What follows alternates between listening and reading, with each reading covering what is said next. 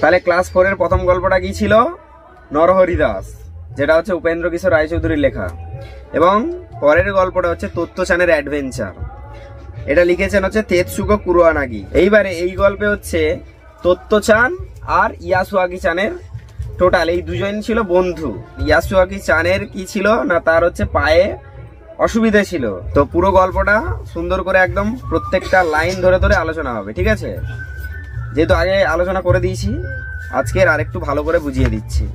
স্কুলের হলঘরে তাঁবু খাটানোর 2 দিন পরে ঘটনাটা ঘটেছিল। তাহলে স্কুলের একটা হলঘর ছিল, হলঘর মানে বিশাল বড় ঘর।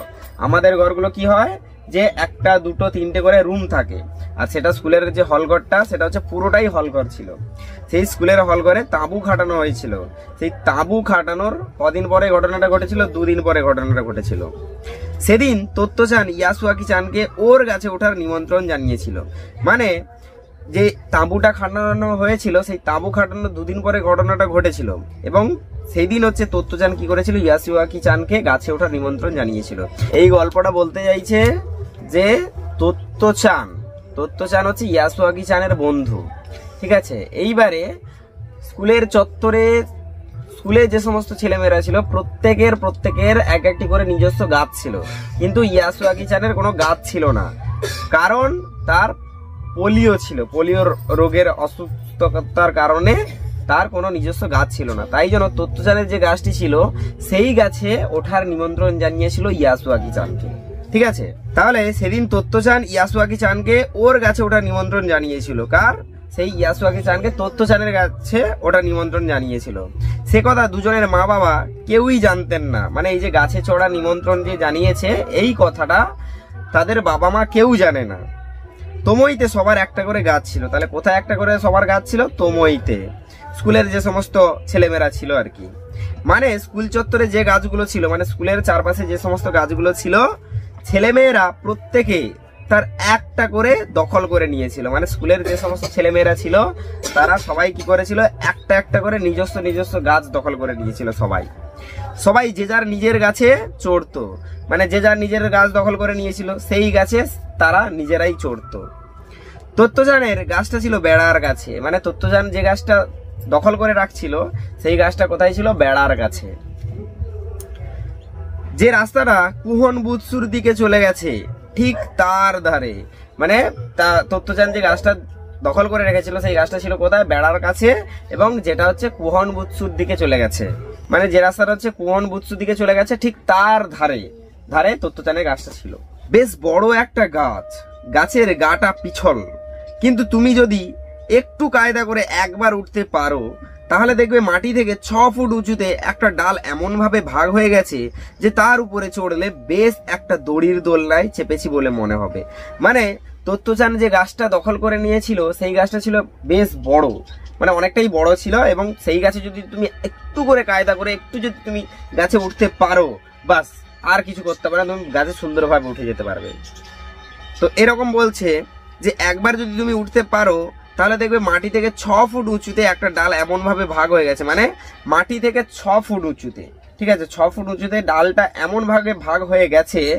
তাহলে সেই ডালটা যে ভাগ হয়ে গেছে, মানে আমরা কি করি? দোলনায় যখন চাপি, দোলনায় কি করি?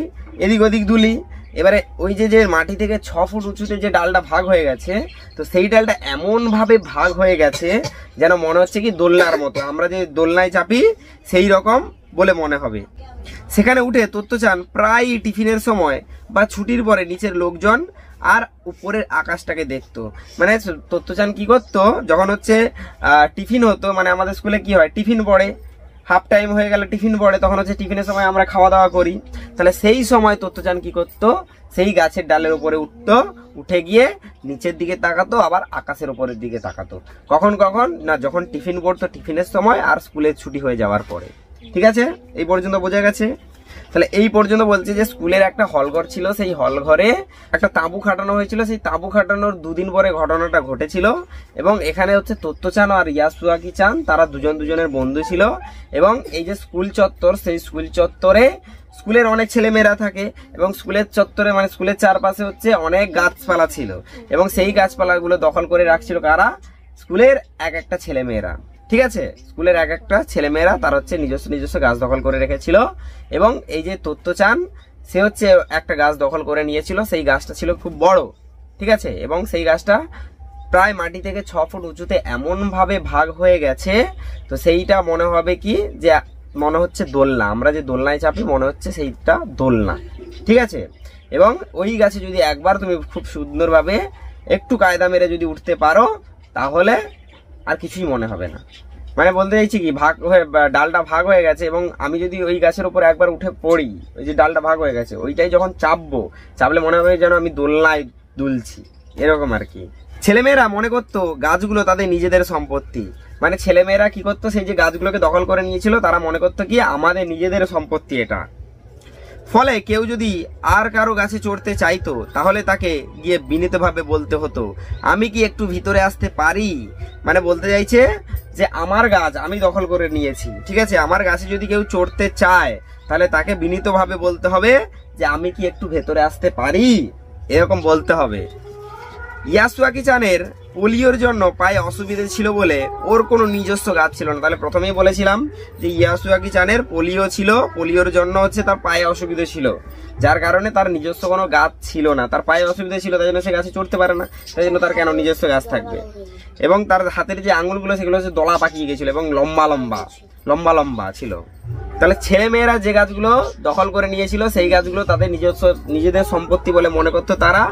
এবং আমার গাছ আমি দখল করে নিয়েছি, আমার কাছে যদি কেউ আসে, মানে কেউ চড়তে চায়, তাহলে তাকে কি বলতে হবে, যে বিনীতভাবে বলতে হবে যে আমি কি একটু ভেতরে আসতে পারি, এটাই বলতে হবে।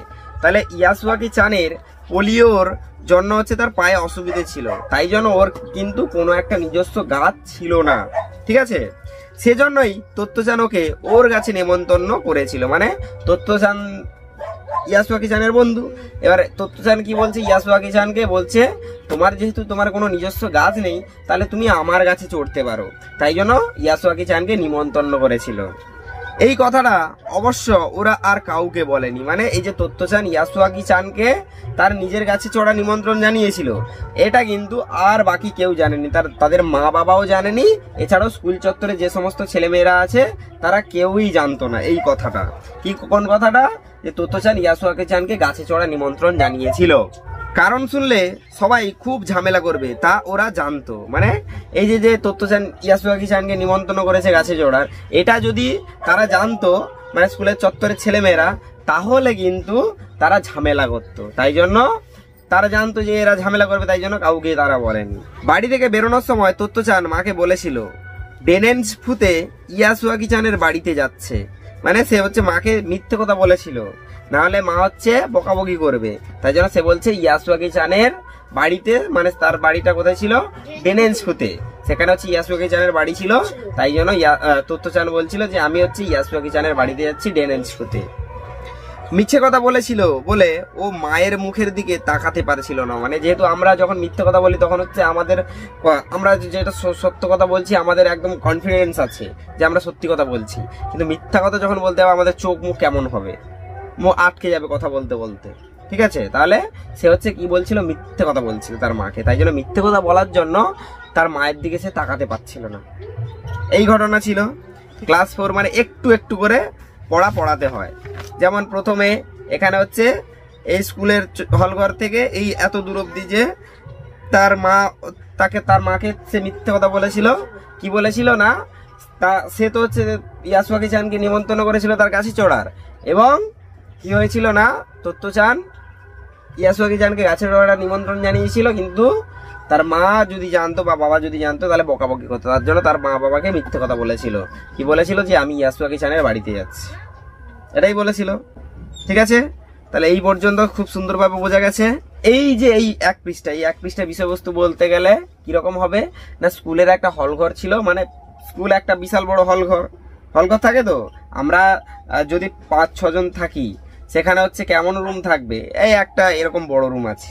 এবারে যেখানে হচ্ছে আমরা 180 জন 200 জন থাকবো, যেখানে স্কুলে পড়াশোনা করব, সেখানে কি হয়, হলঘর হয়, বড় বড় হলঘর হয়। আমাদের স্কুলের হলঘর আছে, তাহলে সেখানে হচ্ছে সবাই একসঙ্গে পড়াশোনা করতে পারবে। ক্লাস 5 হলে ক্লাস 5-এর সমস্ত বাচ্চা পড়াশোনা করতে পারবে। তাহলে সেই স্কুলের যে হলঘর ছিল, সেই স্কুলের হলঘরে তাঁবু খাটানো হয়েছিল। এই যে তাঁবু খাটানোর ঠিক দুদিন পরে একটা ঘটনা ঘটেছিল। কি ঘটনা ঘটেছিল সেগুলো আমরা ধীরে ধীরে জানবো। যে এই যে স্কুলের হলঘরে তাঁবু খাটানোর দুদিন পরে ঘটনাটা ঘটেছিল, তোত্তো-চান কি করেছিল, ইয়াসুয়াকি-চানকে তার গাছে চড়া নিমন্ত্রণ জানিয়েছিল, এটাই ছিল। এবং এই যে তোত্তো-চান ইয়াসুয়াকি-চানকে গাছে চড়া নিমন্ত্রণ জানিয়েছিল, এই ঘটনাটা কিন্তু তাদের বাবা মা কেউই জানতো না। এবং কি যে এই যে সবার হচ্ছে একটা করে গাছ ছিল, মানে স্কুল চত্বরে যে সমস্ত গাছগুলো ছিল সেগুলো হচ্ছে স্কুলের ছেলেমেয়েরা কি করেছিল, দখল করে নিয়েছিল। স্কুলের ছেলেমেয়েরা সবাই হচ্ছে দখল করে নিয়েছিল এক একটা করে। এবং ইয়াসুয়াকি-চানের কিন্তু একটাও গাছ ছিল না, কারণ তার পায়ে পলিওর অসুবিধা ছিল, যার কারণে তার কোনো নিজস্ব গাছ ছিল না। এবং তোত্তো-চানের যে গাছটা ছিল সেই গাছটা কোথায় ছিল, যে কুহন বুৎসুর দিকে বেড়ার ধারে, ঠিক আছে। তো যার ফলে কি হয়েছিল না, তোত্তো-চান বলেছিল, তার যেহেতু বন্ধু হয়, সে বলেছিল ইয়াসুয়াকি-চানকে তুমি আমার গাছে চড়বে, ঠিক আছে। এই গাছে চড়ার নিমন্ত্রণ জানিয়েছিল, কিন্তু তার মাকে মিথ্যে কথা বলেছিল তার বাড়িতে, যে বলছিল যে আমি ডেনেন্সফুতে আমি ইয়াসুয়াকি-চানের বাড়িতে যাচ্ছি, এটাই বলেছিল, তাই তো। তাহলে ধীরে ধীরে ঘটনা কি হলো, যে এই যে ঘটনাটা মানে এই যে তোত্তো-চান ইয়াসুয়াকি-চানকে যে গাছে চড়ার নিমন্ত্রণ জানিয়েছে, তার বন্ধুরা যদি মানে স্কুলের ছেলেমেয়েরা যদি জানতো, তাহলে তাদের সঙ্গে ঝামেলা করতো, তাই তো। এবারে এই যে তোত্তো-চানের যে গাছটা ছিল, সেই গাছটা অনেকটা বড় ছিল, প্রায় মাটি থেকে 6 ফুট লম্বা, এবং গাছটা 6 ফুট উঁচুতে যে ডালটা ভাগ হয়ে গেছে এমন ভাগে, তাহলে আমরা যে দোলনায় চেপে দুলি যেমন, তাহলে ওই গাছে যদি একটু কায়দা মেরে উঠা যায়, তাহলে কিন্তু ওই যে গাছের যে ভাগ হয়ে গেছে ডালটা দুভাগে, ওইখানে যদি চেপে বসা যায়, তাহলে মনে হবে আমরা যেন দোলনায় চেপেছি, এমন, ঠিক আছে। এবং কি এই যে তোত্তো-চানের গাছটা, এই তোত্তো-চানের গাছে তোত্তো-চান কি করতো, যে যখন টিফিন পড়তো সে তখন হচ্ছে গাছে উঠতো, এবং যখন হচ্ছে স্কুল ছুটি হতো তখন সে গাছে চেপে বসতো। তাহলে সে হচ্ছে টিফিন পড়লে এবং স্কুল ছুটি হলে সেই গাছে চড়তো, গাছে চড়ে সে হচ্ছে কি করতো না, আকাশের উপরের দিকে তাকাতো আর মাটির নিচের দিকে তাকাতো, ঠিক আছে। এবং ধীরে ধীরে এই যে স্কুলের যে গাছটা ছিল, সেই গাছটা হচ্ছে ছেলেমেয়েরা দখল করে নিয়েছিল, এবং যে যার নিজস্ব একটা গাছ ছিল। এবং আমার যে গাছ আমি দখল করে নিচ্ছি, আমার গাছে যদি কেউ চড়তে চায়, তাহলে তাকে কি বলতে হবে, বিনীতভাবে বলতে হবে যে আমি কি একটু ভেতরে আসতে পারি, এটা তাকে বলতে হবে, ঠিক আছে। এমন ভাবে বলতে হবে বিষয়বস্তুটা। তাহলে এই পর্যন্ত বোঝা গেছে। এই পর্যন্ত কি, যে তার মাকে সে মিথ্যে কথা বলেছিল, তোত্তো-চান ইয়াসুয়াকি-চানকে গাছ চড়া নিমন্ত্রণ জানিয়েছিল।